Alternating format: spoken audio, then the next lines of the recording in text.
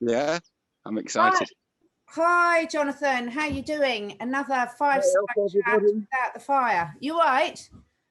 Yeah, well, I've actually got a fire waiting, so when we get back down to the house, I'll have the embarrassment of not being able to light a fire if it doesn't go straight away, but it should because I'm a bit of a whiz at fires. I've got it all ready to go. I just realised I just cut my finger. Look at that blood on blooming.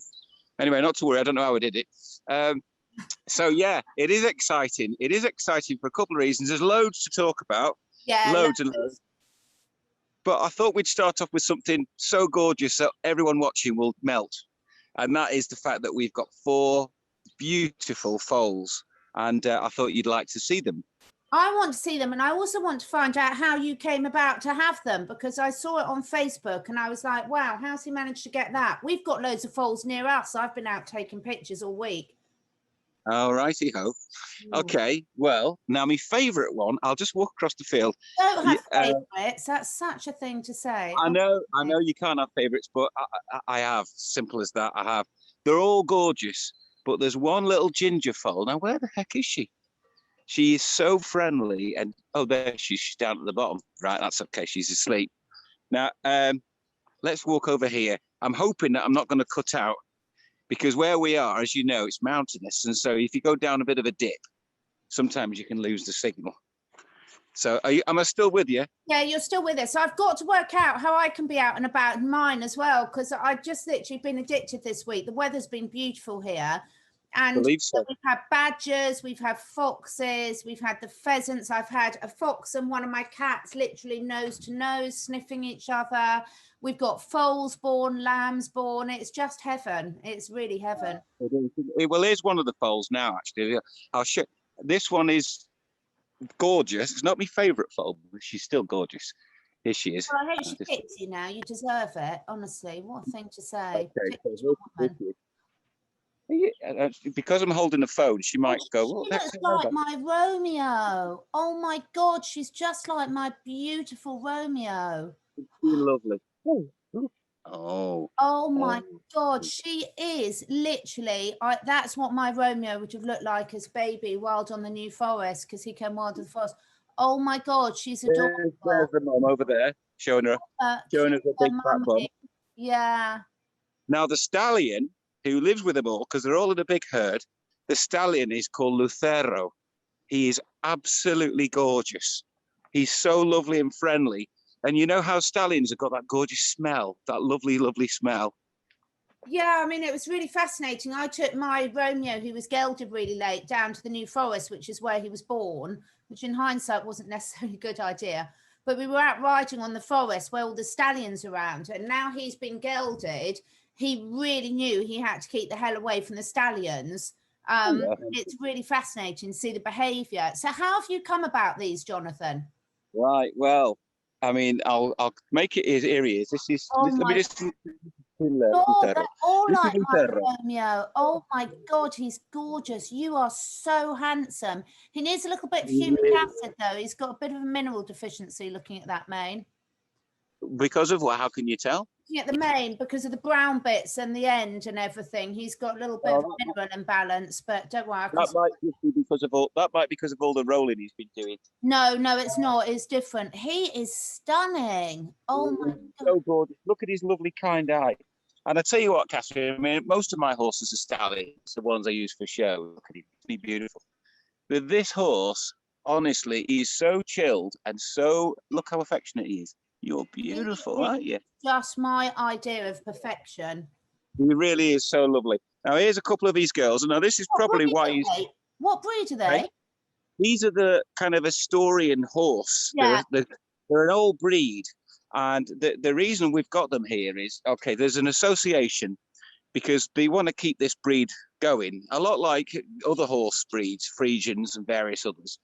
Aren't you beautiful? You are so handsome. He really is. He's so handsome and massive. He's so strong. But anyway, so what they do is that they obviously have foals every year. Look at this gorgeous little foal here. Look with the white. Can you see the white thing on its little star? And the mother, the mother is, she's got a white star on the front as well. Then there's the coloured one down there with a dark foal, and that's my favourite. Who's actually fast asleep, so I'm not going to wake her up. But she's down there with her mum. You might just be able to see. I can She's just like, see her in the background. Yeah, exactly. might, You could call her might come over in a Trumpette, minute. Trumpina, a little ginger baby Trump. Yeah. If I sit down on the grass, she might come over. She normally comes over. And do you know what? They're a blooming nightmare having these around because you can't get any work done. Every time I look across, I think, oh, I've got to go and say hello to them. And, you know, you kind of come and sit down and they're so gorgeous. They're just adorable, adorable. I can't think of a word to describe it. The stallion with them then. And then, dare I ask what happens to the colts? Well, all these are fillies. All these babies here are all fillies. I don't actually know, to be honest with you. So what I'm going to have to do, the problem is, you see, because everybody here, we live, as you know, in a remote sort of place, and none of the local people speak English. And not only do they not speak English, but they don't even speak kind of proper Spanish. It's a bit like if you go down to Cornwall, where they're all ooh and ah and us be this, us be that. And all. It's a strong accent. Yeah. So it's really difficult to talk to. Even some of the people from Madrid don't understand some of the people from Asturias because they've got such a strong accent. So it's really difficult to ask questions.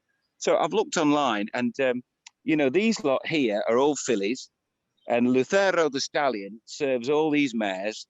And I suppose when these fillies, or when these horses, when they get to the yearling or wherever, they'll go off to new owners. But I do know that they have a long association and history of taking great pride in their horses in this area. So they were originally farm horses, you know, working on the farms. And also a lot of the people, I'll just point out, that's the nearest village to us, way down the mountain. Can you see over there? Yeah. A lot of the people who work here on their own land, they use animals like they have done for hundreds of years, pulling traps and plows, and it's really old-fashioned. It's like going back in time, you know. Well, my daughter was in Romania last summer on a sort of humanitarian project, and she was saying exactly the same then. And they actually helped build a stable, and this man didn't even have a home for himself, but he chose to have a stable built for his horse before he had a home for himself, because that's how valuable his horse was for him. And there was no electricity, no inside, you know, it was unbelievable where she was. It was literally stepping back in time. It was amazing. It is like that here. You probably can't see it, but just beyond those trees I'm pointing at there, our nearest sort of neighbour, half a mile away, is a fella called, I only found out his name today, he's called Jose Alexandro. And he's really quite strange. He drives around and it's not even a tractor. It's kind of a trailer with an engine on it. It's not a full-on tractor. And he lives, honestly, this is true. Downstairs are his cows living in the building. And upstairs, a little wooden staircase is where he lives. He lives there all on his own. He's about my age, 50.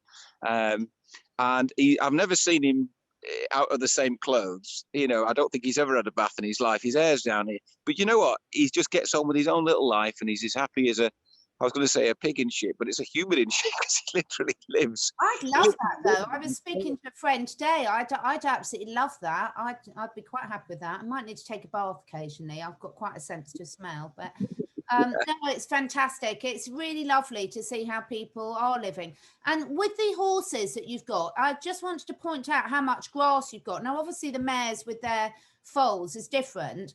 But the stallions and things, you know, I doubt whether he has any problems with laminitis. You know what? That's the thing. What's really amazing, I was talking to Lalo, the local farmer. He's called Lalo.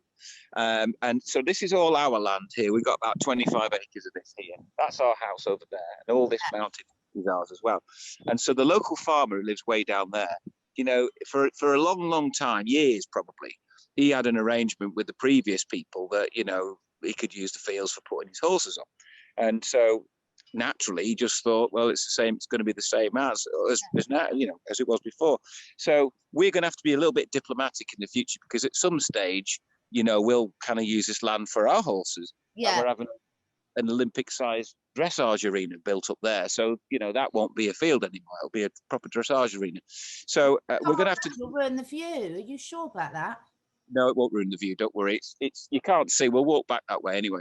But what I'm saying is that there'll come a time, probably this year, where we'll have to gently say, oh, by the way, you've had horses here for years. Well, next year you'll have to find somewhere, because we're going to have to be tiptoe around that issue. And I'm sure it'll be fine about it. But You know, what we don't want to be is, you know, the American and English fella who've moved into the little place and upset the apple cart, so to speak. Yeah, so we're going to be a little bit diplomatic.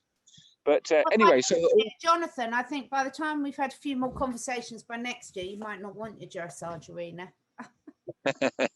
you might be right. You might be right. Never know. Never say never. Yeah. You know what? That's true. I've learned that. Never say never.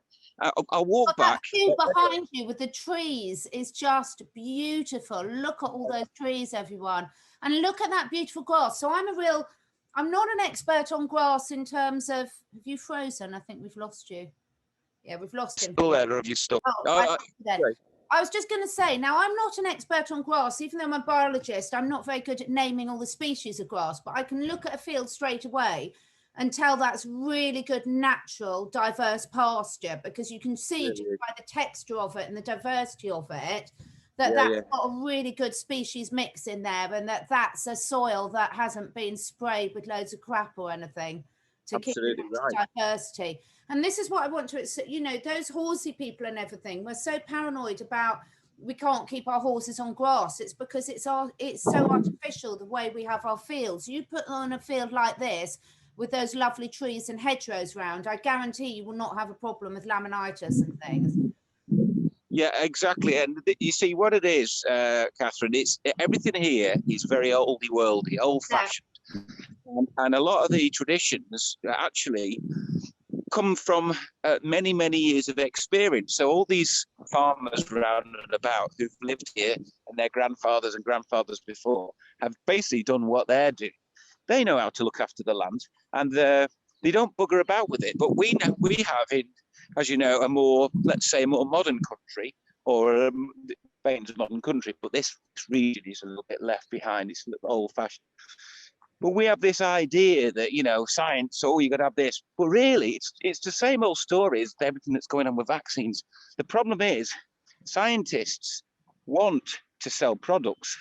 That's why the scientists, I'm not talking about, but I'm talking about the people who work for these companies, the pharmaceuticals. It's in their interest to flog us a load of drugs and supplements and this, that, and the other, because that's how they make the money. Completely. Do you know what I mean?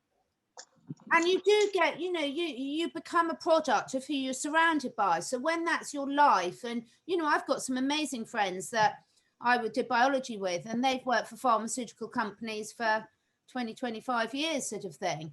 And but because you're surrounded by that whole environment, it becomes sort of natural to you. But what I've learned is when you get back out, and the less us humans interfere, the better everything runs, basically. And I'm constantly having these debates with people, and it works. When you look at the hedgerows you're walking past, look at how natural and unspoilt that is. It just makes all the difference for so many different reasons, you know. Absorbing the carbon dioxide, putting the oxygen back in there, species diversity, habitats for all the animals. It's just amazing. Yeah, it's true. And it's as well as simple things like, you know, in the past when farmers perhaps, or whoever, may have thought, well, that's a pest species, so I'll get rid of that. And then they realize that knock-on effect means that they get more of something that they didn't want. I mean, like, for instance, birds of prey. Years ago, birds of prey were always seen. They were like, farmers didn't want birds of prey on the land. But they didn't realize that without those birds of prey, they'd be overrun with rats and mice. Yeah. So the natural balance, I mean, I don't know how many times we have to say this before people realize it, but the natural balance is a natural balance for that very reason. That's why it's evolved like that, isn't it? It is, but that's an interesting question that you say about the whole thing, because I was having a really good conversation with a lovely friend of mine today, and we were talking about evolution and about actually how cruel nature is. And I'm just going to sellotape you to the tripod, by the way. I am listening, but I'm going to have to sellotape you to the tripod as usual. Yeah, please. So keep going. I'll get a bit wobbly once we keep going with this wine. Yeah. Although I've got a bit of a disaster because I'm completely out of wine. So I'm hoping my hubby's going to get some on the way home from work. Otherwise, I'll cry. But yeah, it's interesting, this whole thing about evolution and what we've been taught. And I wanted to have a bit of a word with you today about that, because why would, now whether you're calling it God, spirit, whatever you believe in, but why would a greater, or let's just call it God for the sake of it, to start a world where animals ate other animals alive. Yeah, exactly. Why would you do that? And you know, I've been having these really weird dreams, and I know nothing about Atlantis, okay? Yeah. But it keeps coming up to me. I don't know why. So I just, after this conversation with my friend today, because we were like, this really doesn't make sense. You know, why would someone that was creating a world create something that was so cruel? And then I looked up Atlantis. Now, whether you believe Atlantis is real or not, everyone's going to have I know nothing about it, actually. well, I didn't know much about it, but it keeps coming to me over the last couple of months. I keep thinking Atlantis. I've got to look up Atlantis. So just before I got on with you, I did a quick search, not on Google, DuckDuckGo, and in Atlantis, the carnivores were no longer carnivores. And I see this coming in our future. I honestly see this coming in moving into the new age of Aquarius or whatever. I see a time when evolution, as we've seen it, of this supposed survival of the fittest and dog eat dog world, I don't think it's going to last. I think even you, Jonathan, will not be eating meat for much longer. Once you get this out. You know, it's very funny that you should bring that up, because we've had such a lovely chat so far, and it's all been very positive, and I don't want to spoil it. No, but I'm not easily offended. Just down the road from us here, a mile or so down the road, okay, one of the most difficult things, I have to drive past it every time I go out. There's a farm that produces veal, and right out the front they have these veal crates. Now these veal crates, I'm not just saying it, it's true. I wouldn't go down there and film it, because, you know, I don't want to upset anyone. But the point is, these little calves can only just about turn around. They're in a thing under a shelter, and they go and eat whatever it is they feed them, and they can just about turn around, and they're standing in their own crap for, I don't know, a matter of a few months, and then they go off for the chop. And you know what? I think it's absolutely abhorrent. It upsets me so much to see it. And I don't want to come across, because I'm not one of these weird sort of hippie types. I'm not. I've never have been. I'm from a family of butchers. I'm down to earth sort of person. But something about that morally, I can't accept it. I know it's not my culture, and I know it's not. And they do it in England as well, anyway. But I just think, why does nobody go, that's terrible? They're babies. They're not with their mum. They're not able to walk. They can't eat grass. They can't lie down in the sun. At least, you know, all our animals, they can go wherever they want, and they can. But these poor little baby calves, it just seems to me utterly wrong. Well, I just don't know how to do it. No one that could justify. I would challenge anyone to be able to come up with a single justification for that. And I think, you know, these things have to come to light. But it makes me laugh, really, when people say, you know, well, that it's fine so long as you eat free range, organic, grass raised, you know, animals. And I'm like, well, that's fine. You know, have you got kids? So you've got kids, Jonathan. And, you know, your children have had a free range life. What I'd like you to do now is I'd like to round up their whole class, put them in a meat lorry, take them to a slaughterhouse, let them watch one by one as all their mates get in. Because why not? They've had a free range organic life. What's the difference? Yeah, I know what you're saying. I know exactly what you're saying. And like I say, I'm from a family of butchers. Yeah, my grandfather and all that. Yeah. And I love eating meat. I love the taste of meat. But I find the older I get, the more aware I become of everything that's going on, and everything that has been taking place for quite a few years since I started to look at the world differently, which is about 8 or 9 years now. But it's increasingly becoming obvious to me that the things that I never used to give a second thought to really, really trouble me now. And I love animals, and I know the argument is that if there was no eating meat, those animals wouldn't be bred, so therefore they wouldn't exist. But I think that, you know, perhaps in an older way, when people had an animal, like the farms around here, they had their pigs and the sheep, and they looked after them, and then they, you know, ate them, but it was all done in a way which was respectful. That, to me, sits a lot more comfortably. But there's this mass producing of animals as nothing more than a commodity that just gets kind of like stuck in that thing and then shoved on that lorry. And then I just find it sort of, where's our compassion? Where is our moral compass in that? There's no moral compass, because even though in the old days when people, it's completely different. well, another night we'll talk about the evolution thing, because probably we've got too many other things to talk about tonight. So whether we need to eat meat at all now, and whether that will be moving forward, will be a different discussion. But if you raise your own animals, in the old days, they didn't, when they raised their animals, they didn't then ship them off to slaughterhouses. Yeah. They slaughtered them at home. That's what people did. It was all local community. You had your one goat, you had your one pig or cow, whatever it was that you had. And then as and when you needed it, you'd kill one. But you do it at home, and I'm pretty sure it would be as quickly as possible. Because that animal was part of the family sort of thing. But it doesn't matter, even if you've got, if you took those ponies in your field now and took them off to a slaughterhouse, you and I know they'd be absolutely terrified, completely terrified. And the difference is, people like you and I, we're not living in the middle of Africa where there's no shops there. We can actually go to the shops, or we can grow vegetables and plants and nuts and seeds and everything. But I just find it an interesting perspective. I don't know. I just feel in my waters, as you like to say, being a witch, that I think there's different times changing. I think that all that's going on now with the awareness about what's happening with children, what's happening in the world, all these things that are starting to come to light, I really feel a new age of compassion for animals coming, and it can't come too soon as far as I'm concerned. I absolutely agree with that. Definitely. You just touched on something that I was thinking today, because earlier in the day I was cleaning out a load of stables. I was thinking, what we're going to talk about tonight, and there was a couple of things I wanted to definitely make sure I got in.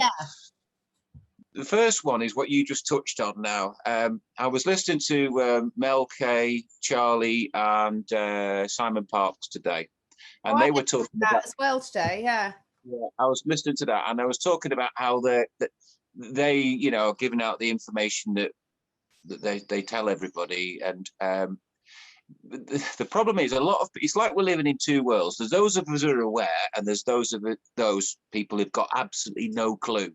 And unfortunately, there's an enormous majority, really, of people who've got no clue, although it's not as enormous as it used to be. But the things that you know and the things that I know have taken place and are taking place and have been taking place for many, many years are so upsetting that so many people are not going to be able to cope with it. And they're not even going to want to look at it. It's because it's a bit like when you go past a horrible road accident and you don't want to look, you want to look the other way. And that's what's happening. And that's what's been happening for many, many years. Now, the thing is, you and I and many people like us have been brave enough, I suppose, to go, I want to understand this. I want to look at it. And so we've looked at it, and I've been able to process it.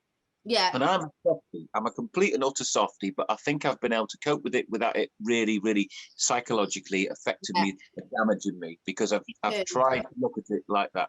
But I do know that there's going to be a lot of people, and I would say people like my mum, who, if she knew what I know and what you know about all the adrenochrome stuff and everything that's been going on to do with wars, all the corruption, she'd be utterly shocked and horrified. And I think it would affect her psychologically.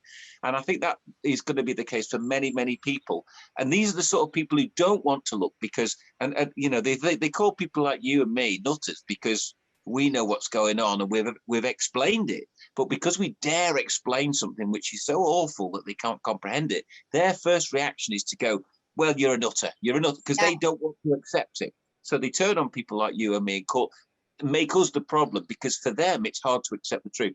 So I can see that in the future, at some stage, and I don't know whether it's going to be this year or next year, I think people like you and I, and it's one of the reasons I'm doing this with the animals, are going to be actually quite important for people who are really struggling psychologically to cope with what they're going to find out. And they're going to want to have an escape. And I'm hoping that by sharing what I'm doing here and with the animals and nature and all the things that I love, it's a positive thing that people can switch off from the things that they're going to find difficult, and then they can then focus on something which is a little bit easier to digest and to accept. And I'm hoping down the line, maybe I could get involved in motivational speaking or people cope, because there is going to be, and there's no point denying it, because it's obvious, it's coming out every day. There is going to come a time in the near future where people are going to be shocked to the core, and they're going to struggle to cope with what we know. Yeah, I completely agree. And I think, you know, this is the interesting dilemma, and I can really see for those of the people that are in control, it's a real dilemma, because it will push too many people over the edge. But at the same time, then you've got the other side of the argument where you know, you have to shine light on the darkness for anything to grow. And the way I look at it is the fact that this darkness has been there. I mean, I've made loads of decisions in the past. I was a vegetarian for years, and I can't believe it. You know, I've had animals all my life, and for years and years and years, it never occurred to me how cruel the dairy industry was. And then one of my friends sat me down and she said, well, you do realise, don't you? Obviously, you know, to get the milk, they take the cows away really early. And I was quite old at this time. I was, you know, at least late 20s. And I've never felt so stupid in my life, because I always thought it was fine, you know, eating dairy and cheese, because we weren't killing the animals. And then when they explained it to me, it was so bloody obvious. I thought, how could I have been so stupid? And funny enough, just at that time with my work, when I was going out to treat animals, I got, you know, the universe delivers when you're ready to hear the message. I got called out to quite a few horses to treat that were on dairy farms, and I saw the calves in crates and I saw them in the things, and I was just like, oh my God, I hadn't even thought to answer a question. But the difference is once you realize, you do something about it, because you can't blame, no one can blame themselves for ignorance. You know, I mean, I was very old before I knew what, I've never eaten I can't pronounce it. It's a foie gras, you know, the pork, the pate that they shove down pheasants' throats. I mean, what sort of demon would even come up with that? What sort of demon would come up with veal?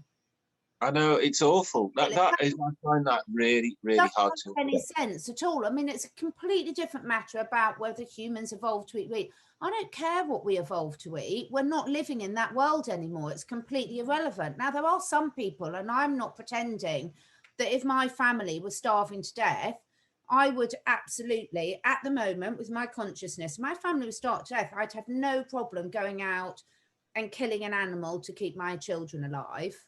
Well, we'd have to, wouldn't you? But you're not in that position. Because I can go to Sainsbury's, so I don't need to. So it's irrelevant. That argument to me at the moment is irrelevant. Now, there's some people in the world that can't go to the shop and they have to catch their own food, and that's different. I'm not talking about them. But it's a fascinating discussion. Not that I'm trying to pick holes in your argument, far from it. But the problem is, of course, is that while we can think, oh, well, we can just nip down to Sainsbury's and get something, we kind of, that's where our thought process, or not us, because I think you're aware of it, I am as well. But a lot of people go, oh, I just need this, so I'll go to Sainsbury's, and that they don't think any further than that. They just think Sainsbury's food home. They don't think about where it came from to get to Sainsbury's for you to go and buy it first. That's the point. You know, and I mean, we don't know, and we're told by advertising, you know, you see these adverts, don't you, and they have like a kind of free range this and organic that, and they have these labels, and it makes you feel, oh, that's, it says organic, I'm happy with that. But really, how do you know it's organic? How do you know? You don't really know. You just hope that they're telling you the truth. The problem is, we know that for years we've been lied to, and we're being lied to every day. That's the problem. You are right. And so I took it on myself about 4 or 5 years ago to check that out. Because when I had my other business, Natural Animals, where I was selling sort of herbs, essential oils, natural remedies for animals, and also with my dog food business that I was part of setting up, we actually did do that. I spent a huge amount of time with the Soil Association going through all those questions and saying, prove it.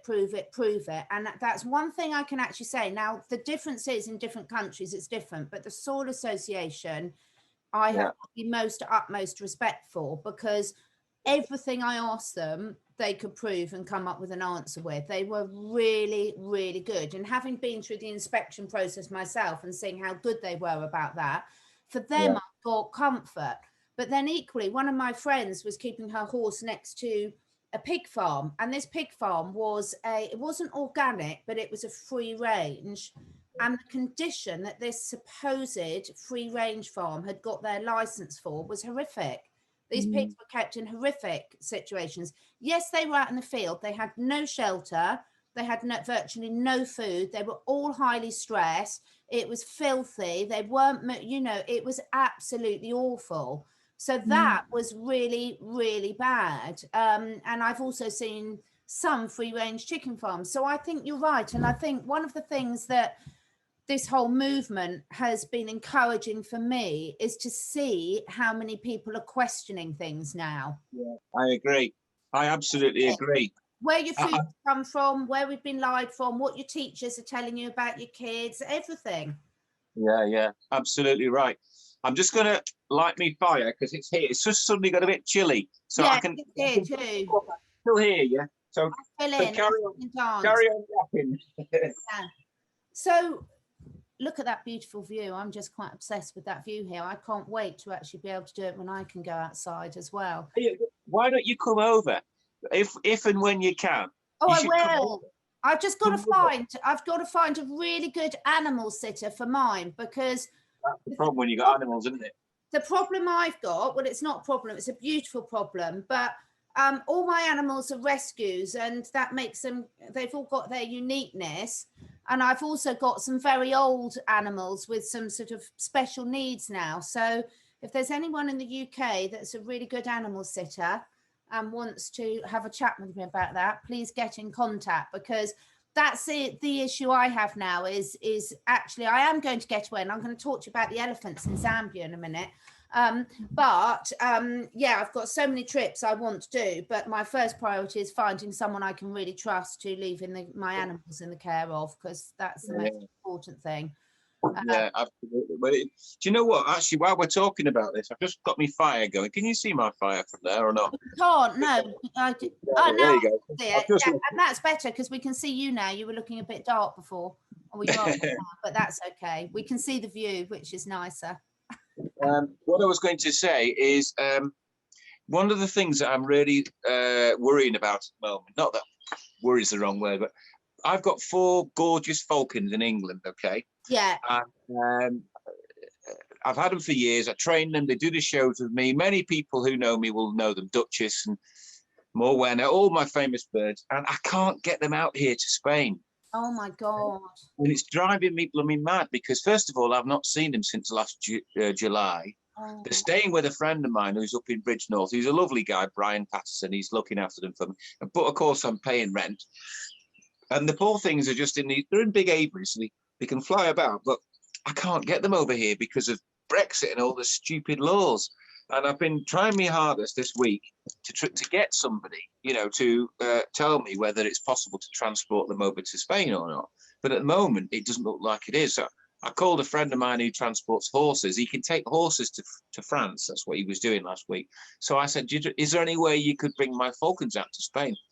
There isn't at the moment, as far as I know. So if anybody watching this has got any ideas, or if they know any more about it than I do, I could do with this some advice, because time's going by. I mean, these falcons, they haven't been flown for, well, a year. It's almost exactly, in fact, it is a year, because I posted a video today from them from this day last year. But then when I knew I was going to kind of come out here, I put them in this big aviary. But A, I'm missing them. And B, you know, from their point of view, they're just in aviaries doing nothing. It's not right. I need to get them out and get them flying. But this stupid blooming situation with Brexit and red tape and licenses for this, blooming this, that, and the other, idiots and officers making life difficult for us. It does my head in, if you pardon the expression. So I don't know what to do about it, and it's upsetting. It's really upsetting, isn't it? And I think this is the thing, is this. Again, I do really see a time coming where we haven't got these boundaries and borders. I mean, personally, I think it's really good that we're out of the EU, because I think the EU is pure evil, quite frankly, who's running it. I agree. But these sort of things, it's the innocents that are suffering. And this is the sad thing. Let's hope someone who's watching will have some good ideas, because that is really heart-wrenching, isn't it? It's horrible, because, you know, they're not, I know to some people, they probably think the likes of you and me, who are animal. I just do that because of the camera just. they probably think we're nutters because, you know, your life, I can tell by talking to you, your life is your animals. Yeah. Well, same for me. My life is my animals. And these people who create all these silly laws and rules and stuff, I bet they've never had an animal like that, or they certainly wouldn't have had a falcon. That it's the time you've put into them. Now, I could say, okay, well, I can't get them over here. I'll sell them and I'll just get new falcons over here because people in Spain bring. But I don't want to. I've put years into those birds. I love them, you know, and to get some as good. Those 4 falcons I've got in England, right? I'm not just saying this. They are the best falcons I've ever seen. They're fantastic. They do the shows. They've done them hundreds of times. They never let me down. They're beautifully trained. They're immaculate. So to start all over again would be a lot of work. And not only that, I love these birds and I want them here. But because of some idiot children, isn't it? It would be like selling your children, wouldn't it? It really would. Do you know what? I mean, if I was forced, if I couldn't get them over here, I would rather give them to some people that I trust than sell them to some idiot who's not going to look after them. That's the way I feel about it, you know. But who do you trust? I mean, it's like I know how mad you are on your animals. You wouldn't give one of your horses or your cats away to somebody who you didn't know. Oh, never. Never. And I'm exactly the same with my birds. Yeah, exactly. I had such an amazing example for my parents because my parents went through tough times, and at one stage when they had to move house and everything, and I think they had something like 10 dogs and 5 cats and chickens and everything. And because my mum couldn't bear to be separated, you know, and everyone was saying, well, put them in kennels for 6 months. She's like, I can't put my dogs in kennels for 6 months. They'd be so sad. So she had a friend that had a farm who had a spare field, and she let my mum put a caravan in the field. My mum lived with the caravan with all the animals so that they could all stay together. Now the animals were happy as Larry as that. And everyone was like, you're mad. Why don't you just put them in this? And she's like, no, we're family. You know, why would I do that to them? So it is sad. Let's hope that we can find a solution for that, because that's ridiculous. I mean, why can you be allowed to transport dogs, cats and horses and not falcons? That makes no sense at all, does it? Oh God, I don't know. But also, Johnathan, can't you say they identify as a horse? No, isn't this interesting that now, because you can use that, you can apply that excuse to pretty much anything you want. I'm not worth a try. I'm not a middle-aged white man. I'm actually a tangerine. I'm going to identify as a tangerine from now on. Honestly, worth trying. Now, I got a letter from, I'm not going to name names because my poor daughter will kill me, but from her university. And I didn't know whether to laugh or cry. I chose to laugh because otherwise I would have cried. And this letter was all about the, you know, that George Floyd case, which didn't even exist and is completely made up. But and it was basically offering support to all the student community and for anyone. But the way this letter was written, it was hysterical. It was like, for anyone who identifies as Black. And I was like, well, now I've got to get out of jail came for anything. You know, I'm going to identify. Well, I've always identified as a cat. So hang on. So you were telling me that they were sending a letter to the students in case they were psychologically damaged by the case and by the fact that so not anyone who was Black, but anyone who identified as Black and would be traumatized by this case. Now, they meant it. Of course, they'd have sent it with the best intentions, but this letter was the most ridiculously politically correct letter I have ever seen in my life. And I just thought the whole world's gone mad. So I think you should write and say that your falcons identify as a horse or a dog, and let them prove otherwise. How are they going to prove otherwise? The whole thing, though, is totally crazy. I mean, today again, I was listening to that thing, and they were saying that what they actually wanted was to stir up a racial tension and have a big, massive riot and create. And of course, they haven't now. They haven't managed to do that. So they're looking for any other. Okay, well that didn't work, so we'll look for something else. And it's so bloody obvious. If you're aware, like you and I are, you can see what they're trying to do. They're trying to separate people. They're trying to turn people against people. And it's wicked. It's evil. It's wrong. Thankfully, lots of people can see it, can't they? Yeah, completely. Look, my wine has arrived. I'm so happy. Thank you, wine waiter. You're a good husband. Who's this? I've never met. Say hi. Hi. I've come with the wine. He's come with the wine. Hello. He's got back from work, and I had to send him a message saying, "Poo-poo, man, there's Johnathan, there's dog." Hi there. So I think this is why I'm really now. Hello, mate. Careful, what he's shy. He won't come on camera. He's going to go and he'll do my poo picking now. Now I think this is where I'm going to call it the Jabberwocky, because my friend Rachel and I have been calling it the Jabberwocky, because we can't say, we have to be careful what we're saying here. But this is where I think we need to be really careful about, because everything's about division, because now it's about, you know, dividing those who have, those who haven't, and everything. And I think that I would really love to, I'm going to concentrate personally moving forward about talking about what we can create, not giving energy to all this shit that they're trying to drag us into all the time. Yeah. I think that's a very good idea, very sensible. Yeah, you have to try and look at what's available to you and never stoop down to the level. I know we've said this before, haven't we? The negatives want to drag you down to being negative, and I get it. You've had it. Everybody who's speaking out has had it. But the trick is being strong enough to not get dragged down and perpetuate that negativity. That's the trick, and it's the hardest thing in the world to do. But if you can do it at times, but you know, yeah, it is challenging, isn't it? God Almighty, there's some people sent there to test us, you know.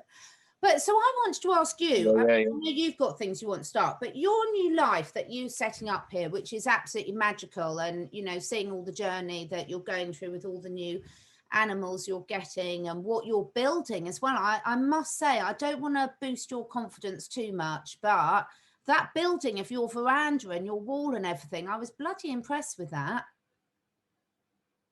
Well, I must admit, you know what? I mean, this is finding out things about yourself, isn't it? I didn't realize that I was handy, but I obviously am handy. And I know I've always been practical, you know, a practical sort of person. But I've looked at it, I thought, well, that can't be that bloody difficult. How hard can it be to make a veranda? So, but the wait see, well, I won't show you now because I'm in the middle of building it. But in a couple of weeks' time, I'm going to have a really beautiful balcony which I'm making. I've chopped down all my own wood because I got all these trees. I've chopped down my wood and I'm doing it myself, and I'm loving doing it. That's the thing. It's because I'm enjoying doing it. If it was a fag, if I was thinking, oh, I don't want to do this, it wouldn't be anything like as good. But because I'm loving it, I can't wait for tomorrow so I can crack on with my next project, you know. So I'm really enjoying it. It is a fantastic journey. I hate saying journey because it makes me think of blooming X Factor. But everything's a journey on X Factor.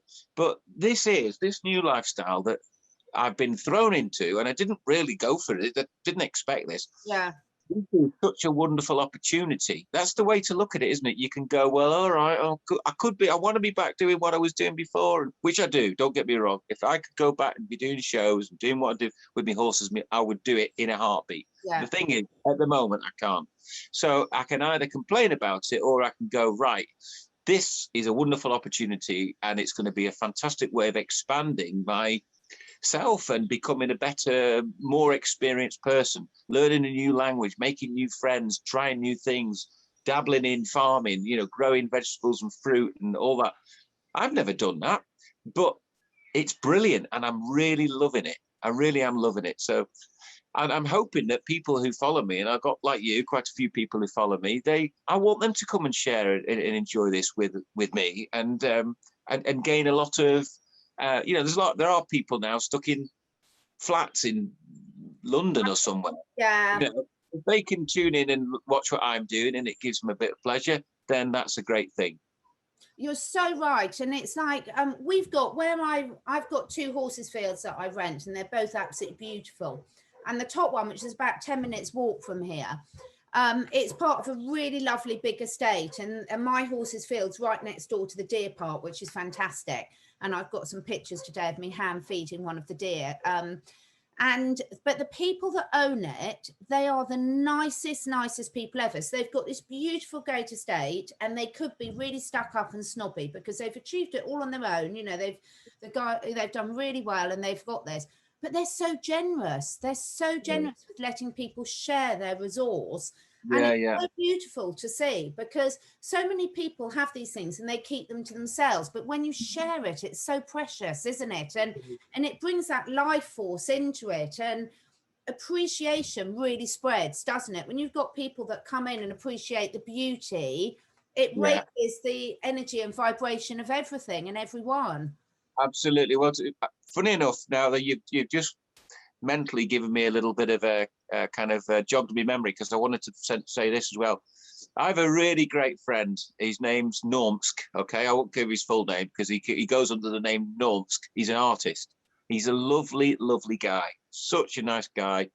Really, really wholesome. You'd get on with him a treat. He loves animals, loves nature. He's a lovely chap. I speak to him numerous times a day. And he yesterday went for a walk down in Branscombe on the south coast in Devon. And he sent me photographs of him and his wife, and they were, you know, walking on the sand, and they'd had the dogs with them and everything else. And, you know, he's a bit like me. He's growing his own stuff. He does lots of his own building work and whatnot. And he sent me this message this morning about how much he loved it. He went past this old tree. If you know Branscombe, if any of the viewers know Branscombe, they'll know there's a gorgeous farm right down by the coast, right by the beach, with a beautiful old oak tree. It must be 300 years old. Anyway, this friend of mine, Normsk, was taking photographs. He said, this tree, have you seen this? Isn't it wonderful? And I do know the exact tree because I've been down there myself many times. And we had this conversation. And I said, you know what, Normsk? You and I are millionaires. And we're millionaires, not because I've got a big bank account full of money, because I haven't, believe me. Especially after the last 12 months, I haven't. But the reason we're millionaires is because some people could walk down to Branscombe, or in my case, walk over to that lovely field, and they'd go, oh, it's just a tree. Or they'd say, oh, it's just a horse. But to Normsk, and also to me, and I'm absolutely sure you're the same, you could go and have a look at that and just really, really appreciate how amazing it is. Look at how old it is. Look at with those foals, how gorgeous and innocent and beautiful they are.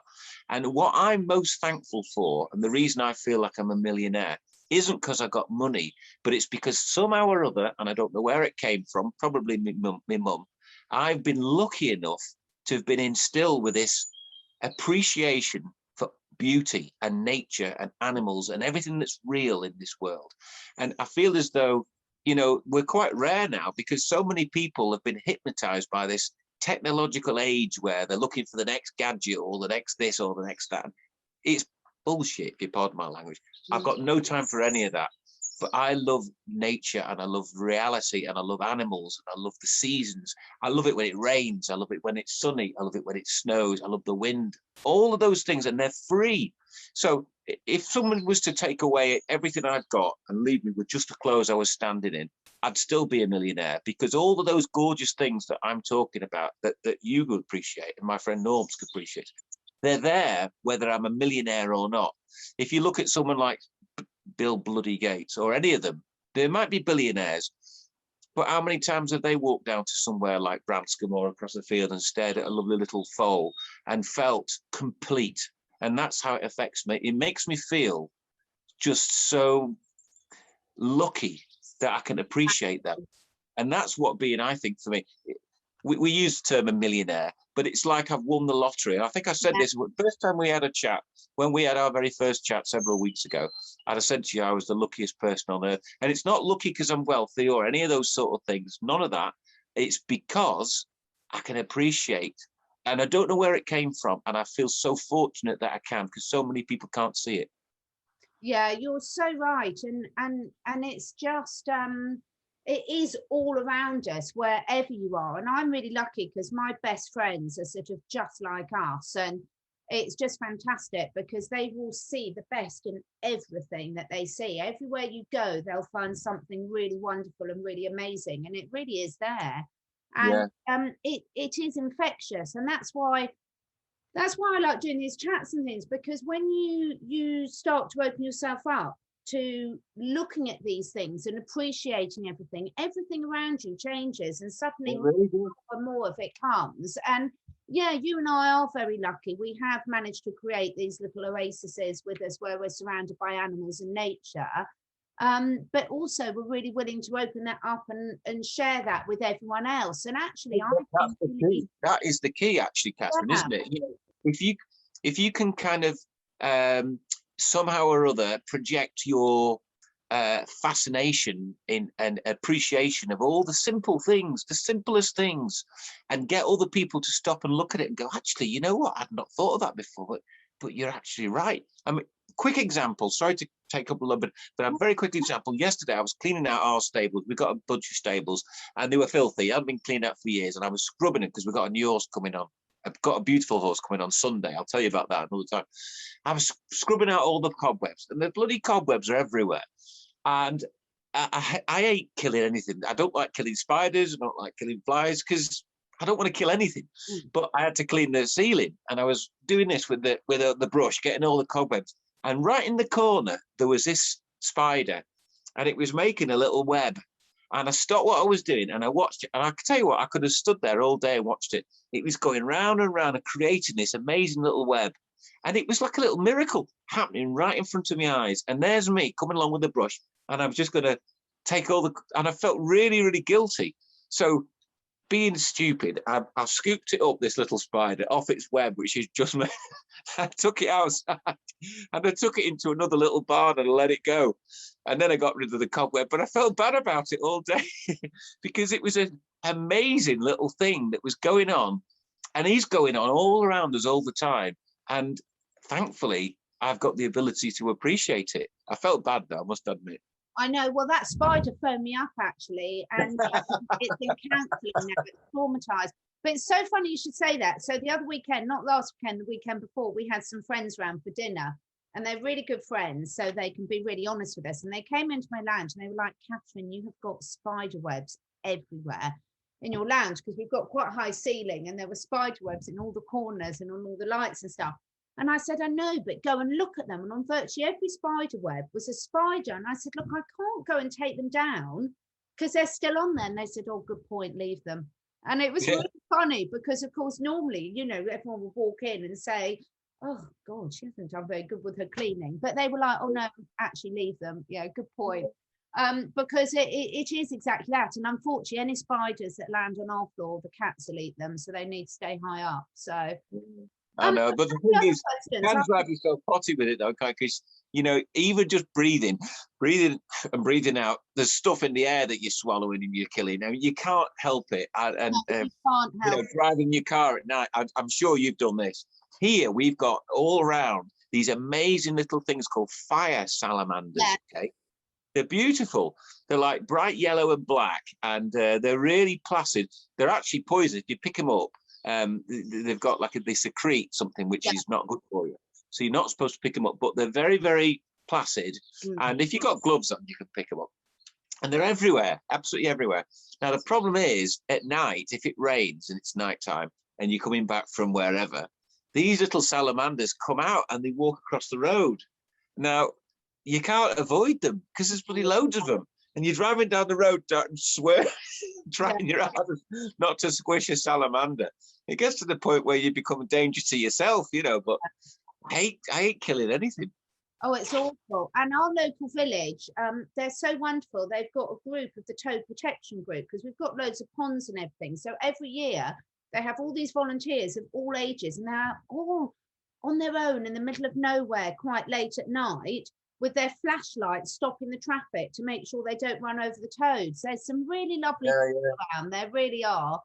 And, you know, it is fantastic to see. One of the things I want to ask you, because again, this is something I've been thinking about a lot, is how would you describe, you know, being spiritual? What does that actually mean to you? Right. Well, actually, I think I've just told you that. I mean, you know, a couple of minutes ago when I was talking about nature and appreciation and all that. I've never been a religious nut type. In fact, just the opposite. I remember, and I still feel like this, if I go to church, it's at Christmas, I like to go to Christmas because of the carols, it's tradition and all that sort of stuff. But when I'm listening to what the vicar's saying and the sermons and the way that people are programmed to all stand up and they all say the same thing, and it's like, I think, do they really believe this? Do they actually believe what they're saying, or are they just saying it because that's what you got to do at church? Everyone has to say the same thing. The other thing is, when I go to church, and I've not been very often, but if I do go to church, like here, because it's a Catholic country, there's some beautiful churches. What do they call them now? basilicas. Anyway, they're beautiful. But inside, the cross at the front has got Jesus, and he's hanging off this. He's all skinny and white and with blood, and he looks terrible, and there's spikes sticking out of his head. And it's now, surely if there was a God and you're going to go to somewhere to celebrate God, to celebrate what creation, yeah, why have a dead bloke hanging off the cross with blood and his guts hanging out? And why have that as your motto, as your logo? You know, what about having something beautiful and celebrating life and nature and rebirth? And I know that the story behind Jesus is, but the thing that they focus on, the bit that is like represents religion in all of the churches, is a poor skinny bloke in agony, nailed to a cross, dying. And I just think that isn't what I'd want as my mascot if I was setting up. You know, I'd want something nice. Can you imagine that being Chelsea's, football match? I mean, honestly, it is ridiculous, isn't it? But don't you think this fear culture is so embedded? Because what does that do? That's the point. That's the point. You know, I think we talked about this last time. The religion, the set religions, it's all about fear, and it's all about frightening you and belittling you. You know, these churches are massive. The echo, and they're designed to be big and scary and sort of to make you feel small. That's why. That's what the whole point of it. And the bloke comes out in all the robes, floating around like he's some kind of, special person. It's all designed to trick us, to make them, oh, he's more important than me because he's got the floaty robe, and they cross, they have all this, the way they talk and the way it's all presented. Now, I'm sure, and I know there are a lot of really lovely vicars. I know a couple of nice vicars. Yeah, they're lovely. Yeah, there's nothing wrong with it. And if that's what they want to do, fair dues. But for me personally, spirituality and all of that kind of, if you like, faith, is that. Yeah. Out there. You can go and stand on a mountain. You don't have to live in a beautiful part of the world. You can go to anywhere where there's nature. Go and stand in the wood. Go and stand on the cliffs. Go to a park. Go and look at. That is, to me, what spirituality is all about. It's nature. It's connected to nature, and it's connected to reality. And all the things that I think we spoke again about this a few weeks ago. When you see an animal, and it could be in a zoo, let's say a gorilla, or horses like beautiful Lucero, that stallion, and they've got a wisdom about them. They've got that wisdom about the face. There's something about them you think that knows more than I do. And I think it's because animals live in the now. They live in the right now, and they look at they know everything about the now. They're not worrying about next week, next year, what might be happening in Brazil, what might be happening. They don't worry about that. They are just focused on their here and now, and they are very receptive to all the vibration that they're coming into contact with. Whereas people, we don't operate like the majority of people don't operate like that. We live in some sort of fantasy land that only exists on the television, but everyone believes in it. How many people invest hours and hours and hours and hours of their life every year watching bloody Coronation Street or EastEnders, which is completely and utterly made up, but that to them it's a real thing. And I feel as though so many people miss the whole point of life because they're too busy distracted about other things that aren't actually. I mean, we're guilty of it. We're worried to death about COVID and all these things. I spent a lot of time researching in the last year because I'm scared. And really, where has it got me apart from a few more grey hairs? It hasn't got me anywhere. Really, I should be probably concentrating far more on the things that I can change and that I should be worrying about, which is my immediate environment, which is what animals do all the time. So that lovely stallion over there, he couldn't give a monkeys about COVID or any of that. All he's worried about is his own little life, and he knows it inside out because it's real and he can see it. So I think for me, spirituality and not religion, it's the wrong word, but spirituality is awareness of what's real. And that's what I have faith in. I know that whatever happens politically around the world, that all these beautiful things that surround us, the sun's going to come up tomorrow, the birds are going to be singing, the nests are all going to be built, the tide's going to be coming in and going out. That's reality and that's nature. And that's where I feel very comfortable. It gives me a lot of comfort to know that that's been going on for millions of years and will be long after we've all snuffed it. Yeah, I'm so with you. For me, it's all about connection. I mean, I had an experience. We've got a couple of foxes. Well, we've got loads of foxes at the bottom of the garden, but 2 of my horses are 30 and they haven't got many teeth left. So I'm still giving them a late night feed, even though they live out because they can't, the grass isn't quite through yet. So I'm just keeping them going a bit. And within 2 days of me going out there, the foxes will now come up and take food from right by me because they know that I mean them no harm. And the other night, I so wish I had my camera, but I didn't have it on me. One of my cats was literally nose to nose sniffing this fox, and it was just so beautiful. Wow. It was absolutely amazing. My husband saw it as well, and we were just standing there in awe, and it was just this beautiful, beautiful relationship between them. But I know 100% I can have a thought now, and my friend in Australia could pick it up. And I know the reactions here will, you know, they'll have a ripple effect everywhere. And that connection is just, it's so priceless. I mean, I completely believe that you can connect people in spirit and things like that, because I think I've had that experience. I was always very skeptical about that sort of thing. But as I got older, all these things happen, don't they, when you get older? Because you stop worrying and questioning. You just kind of accept. Well, certainly for me, I can only speak for me. As I've got older, I've started to accept a lot more things. But the all of the things that you're talking about, I would describe it as an innie thing. Lots of people look outward, don't they? Look outward for answers, and they look outward for people to tell them. But then you get to a point where you stop looking out and you start looking in. And all of the things that we want to know are in. They're all innie things, because your conscience tells you the things that you know, the things that are obvious to you, even though sometimes people don't necessarily have them pointed out, they know them because their conscience, which is an inside thing, tells them whether it's right or whether it's not.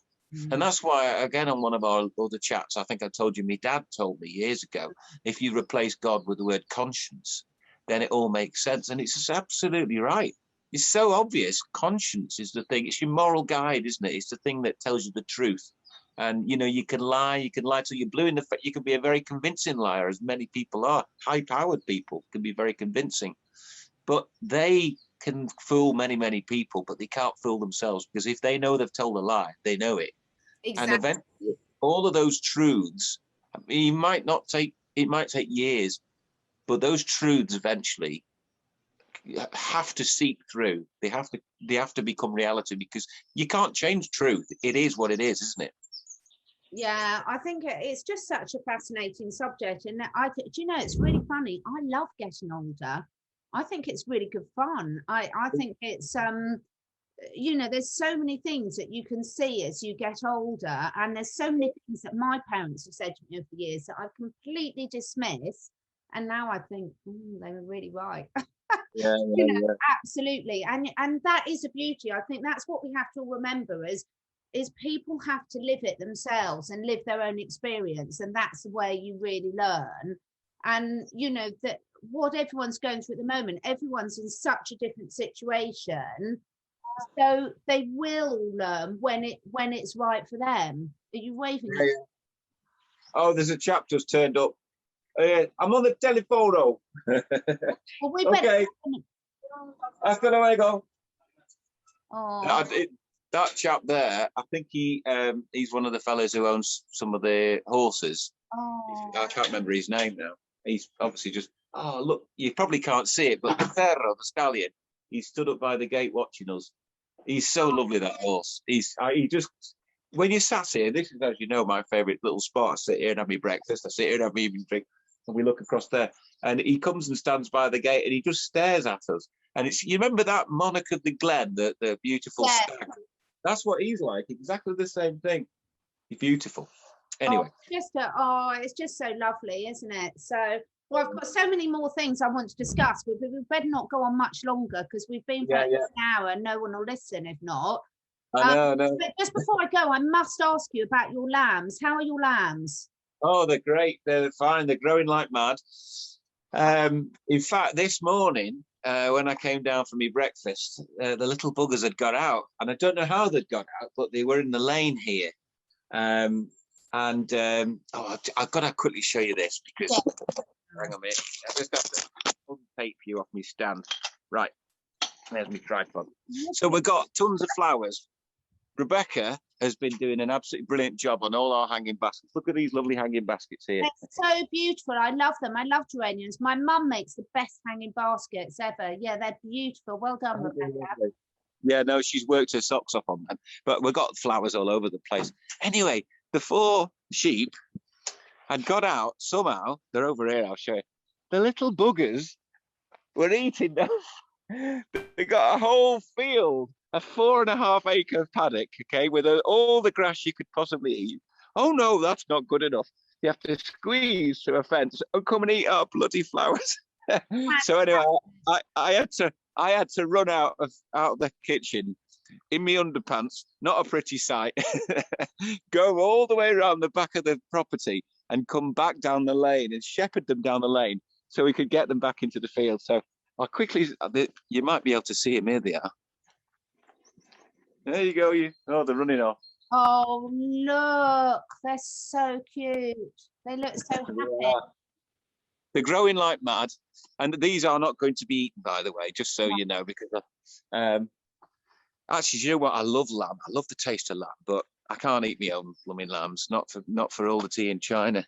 Eat anymore. So anyway, if you've had those for another couple of weeks, I bet you'll never eat lamb again. I probably won't. Do you know what? I only started eating it again a few years ago, because remember the foot and mouth years ago? Yeah. When the foot and mouth crisis was on, all the sheep in Cornwall, where my dad lived at the time, they had these pyres. Do you remember those enormous pyres they had? And the farmers were chucking all these sheep on the big pyres and burning them. And it really put me off eating lamb. I can remember the smell in the air. And I stopped eating it for years. Anyway, about 3 years ago, three years ago, I started to go to Boscastle Farm Shop, which is one of my favourite. If you've never been, you should go. It's fantastic. They do a fantastic Sunday roast, the best Sunday roast I've ever had. And I started going up there every Sunday with my mum and having a nice meal. Anyway, they had lamb on the menu. Oh, God, it was delicious. So I started eating it again because I just love the taste of it. But now we've got these 4. There's absolutely no way I could ever eat my own lambs because they're lovely. And all they're doing, literally, they're just glorified lawnmowers. That's what they are. Well, they fertilise as well at the same thing. It's fantastic. And stress release.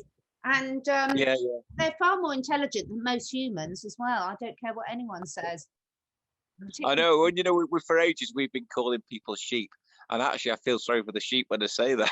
That's what my friend Rachel and I always say. We're like, it's so insulting. Stop insulting the sheep. That's so rude. Yeah. So, oh, that's fantastic. Well, I can't wait to see your next editions. It's quite amazing. I haven't got any new editions for a while, but my cat that's adopted me is so happy now. It gives me so much joy. She's so sweet. She's really coming out of her shell. So, yeah. Well, just to give you a quick teaser, because I know I'm trying to do like one video a week, putting it online, and I also put it on my website, which I don't think I've ever plugged on your chit chat. JonathanMarshallShows.com. Yeah, JonathanMarshallShows.com, and I put loads of videos and stuff on there. But anyway, we've got a new horse coming on Sunday, and it's a real beauty as well. It's because I don't know if I ever told you this, but Rebecca is the 3-time American. I get this wrong every time. She's the 3-time American champion dressage rider. Okay, so she's the gold medalist, 3 years on the trot. So of course the last 12 months has been really difficult for her because she's not had her horses over here. Anyway, we decided that rather than waiting any longer, we're obviously settled now. The time is right to get a new horse. So she's got her new horse coming on Sunday, and we're dead excited about that. So that obviously is going to be in me weekly roundup video, as well as all the other projects I've got going on and various different critters. The lizards, we've got bunches of lizards here. Every morning you come out, the lizards scurry everywhere.